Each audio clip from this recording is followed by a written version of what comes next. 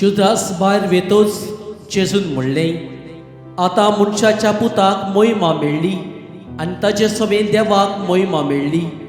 देवाक ताचे सवे मोहिमा मेळ्ळी जाल्यार देवूय ताका आपणा सवे मोहिमा दितलोय आनी रोखडोच ताका मोहिमोन करतलोय. म्हज्या सोपुल्ल्या भुरग्यांनू, आनीक थोडोच वेळ हांव तुमच्या सांगाती आसां. एक नवी आज्ञा तुमकां दितां, एकामेकाचो मोग करात.